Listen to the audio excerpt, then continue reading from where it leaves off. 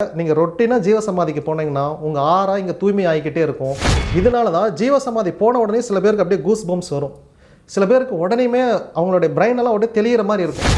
இதனால தான் ஆண் குழந்தைகளுக்கு இங்கே முக்கியத்துவமே இருக்குது இந்த உலகத்தில். ஜீவசமாதி அதாவது இந்த உடல் அழியாது, உள்ளே இருக்கிற உயிரும் இந்த உடலை விட்டு வேறு எங்கேயும் போகாது.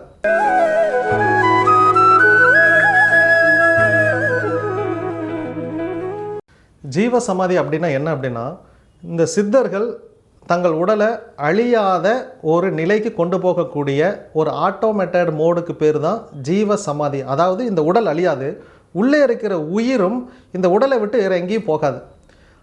அந்த ஆன்மாவை மட்டும் அவங்க பிரித்து வெளியே எடுத்துருவாங்க.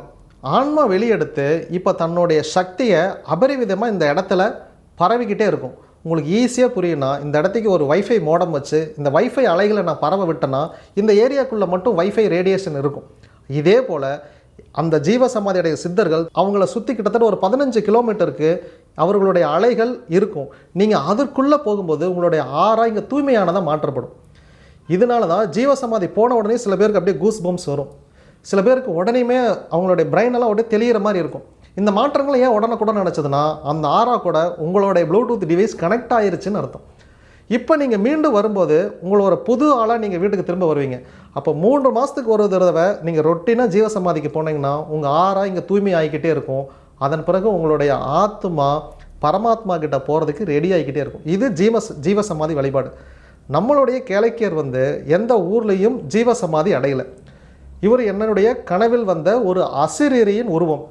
இவருக்கு நாம் கோவில் கட்டுற மாதிரி இருந்தால் நான் பார்த்த அந்த உருவத்தை ஒரு சிலை பிரதிஷ்டை பண்ணணும். இதை கிட்டத்தட்ட ஜீவசமாதி மாதிரி நாம் இமேஜின் பண்ணிக்கணும். இது ஜீவசமாதி அல்ல. ரெண்டாவது, இவர் உயிரோடு வாழுகின்ற ஸ்தலம். இங்கே ஜீவன் இருக்குது, இது ஒன்றும் சமாதியே ஆகலை. இங்கே தான் இவர் உயிரோட்டமாகவே இருக்கிறார். எல்லாருக்குமே ஒரு வீடுன்னு ஒன்று வேணும் இல்லையா? எனக்கு ஒரு வீடு இருக்குது, அதே மாதிரி எல்லாருக்கும் ஒரு வழிபாட்டு தலம்னு ஒன்று வேணும். அப்போ தான் அந்த கடவுள் அங்கே எந்நேரமும் இருப்பார். யாராக இருந்தாலும் இந்த காலத்தில் சொந்த வீடு இல்லைன்னா யாருமே மதிக்க மாட்டேங்கிறாங்க. கடவுளர்களுக்குமே சொந்த வீடு ஒன்று இருக்கணும், அவர்களை வழிபாடக்கூடிய மக்கள் இருக்கணும், அவர்களுக்குன்னு வழிபாட்டு தலங்கள் இருக்கணும்.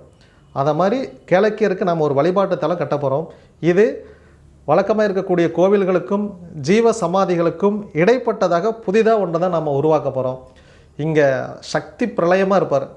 நீங்கள் இதன் அருமையை இந்த இடத்துக்கு நீங்கள் அனுபவிச்ச மட்டும் நீங்கள் பலாயிரம் பேருக்கு சொல்லுவீங்க. நான் 100% கேரண்டி. நானே கோயிலை மூடலாங்க அப்படின்னு சொன்னால் கூட யாரும் அந்த கோயிலை விட்டு வெளியே போக மாட்டீங்க. எழுதி கொடுக்குற 100% கேரண்டி. கோவில் கட்டிட்டு அந்த வீடியோ டெலிகாஸ்ட் ஆகும். அந்த வீடியோவில் இதே வார்த்தையை நான் சொல்லுவேன். இன்றைக்கி இந்த வீடியோவை பதிவு பண்ணிக்கோங்க.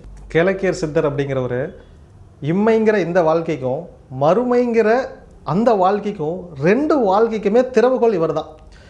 இந்த 2க்கும் உதாரணமும் நான் தான். இந்த உலகத்தில் நான் வாழணும்னு ஆசைப்பட்டப்ப எனக்கு வாழ்கிறதுக்கான எல்லாத்தையும் எனக்கே கொடுத்துட்டாரு.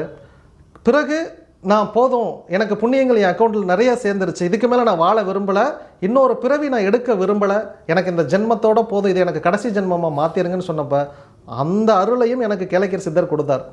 நானும் சொல்கிறேன், எனக்கு அடுத்த ஜென்மங்கிறது இல்லை, இது இப்போன்னு இல்லை, இதுதான் என்னுடைய பல வருட வேண்டுதலாக இருந்துச்சு. அதை நான் கேளக்கிட்டே கேட்டேன், இதற்கு என்ன எவிடன்ஸ்? இப்போ எனக்கு அடுத்த ஜென்மம் இல்லைன்னு நான் சொல்கிறேன், எப்படி இதை நீங்கள் சொல்கிறீங்க அப்படின்னு இருக்குது. இதை எப்படி நான் என் வாழ்க்கையில் அவர் புரிய வச்சாருன்னா, எனக்கு இன்றைக்கி ஒரு பையன் இருக்கான். என் பையனோட பிளட் குரூப் O பாசிட்டிவ், என் மனைவி O பாசிட்டிவ், நான் B பாசிட்டிவ். எனக்கு ஒரு ஆசை இருந்துச்சு, என்னென்னா எனக்கு பையன்தான் வேணும் அப்படின்னு நான் கடவுள்கிட்ட கேட்டேன். ஆனால் இந்த விதியில் ஒரு இடைஞ்சல் என்ன அப்படின்னா, உங்களுக்கு பையன்னு கொடுத்துட்டா உங்கள் வாரிசு அந்த பையன். அப்போ உங்களோட கர்மாவோட லெஜர் உங்கள் பையன் ஃபாலோ பண்ணுவான்னு அர்த்தம். உங்களுக்கு நான் பொண்ணு கொடுத்துட்டேன்னு வச்சுக்கோங்களேன், உங்கள் லெஜர் கட் ஆயிருச்சு, உங்களோட பொண்ணு அடுத்த ஜெனரேஷனோட லெஜரை ஃபாலோ பண்ணுவாங்க. அப்போ உங்களோட கர்மா அவங்கக்கிட்ட போகாது. இதனால தான் ஆண் குழந்தைகளுக்கு இங்கே முக்கியத்துவமே இருக்குது இந்த உலகத்தில். நான் கேட்டதே ஒன்றுக்கு முரண்பாடான விஷயங்கள் கேட்டேன். எனக்கு பையன் வேணும், அதே மாதிரி எனக்கு லாஸ்ட் ஜென்மமாகவும் இது இருக்கணும் அப்படின்னு கேட்டேன். இதை எப்படி கடவுள் கொடுக்க முடியும்? என்னை பொறுத்த வரைக்கும், என்னோட அறிவு கட்டின வரைக்கும் கொடுக்க மாட்டான். அப்போ பொண்ணு தான் பிறக்கும் நமக்கு அப்படின்னு நான் நினச்சிட்டு விட்டுட்டேன். குழந்தை பிறந்த உடனே என்ன குழந்தைங்க அப்படின்னு நான் கேட்டப்போ பையன் அப்படின்னு.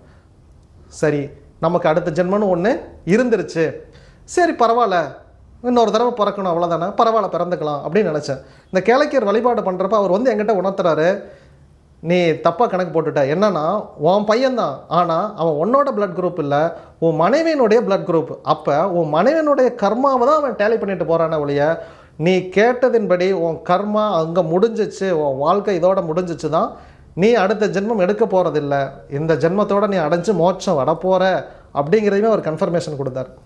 இந்த கேளக்கீருங்கிறவர் நீங்கள் என்ன அவர்கிட்ட கேட்குறீங்களோ உடனுக்குடன் அதற்கு பதில் உங்களுக்கு வந்தே தீரும். இந்த பிரபஞ்சத்திலேருந்து அது எப்படி திரட்டி அதை கொடுக்குறாருன்னு உண்மையாலுமே சொல்கிறேன். இவரை நீங்கள் வழிபாடு பண்ணுங்கள், அதன் பிறகு நீங்கள் ஒரு புது பிறவி எடுப்பீங்க, ஒரு புது உலகத்துக்குள்ளே வாழ்வீங்க. இன்றைக்கி நான் என்னெல்லாம் சொல்கிறேனோ இதை நீங்கள் அனுபவிக்கும் போது தான் நீங்கள் இதனுடைய நன்மையே உங்களுக்கு புரியும்.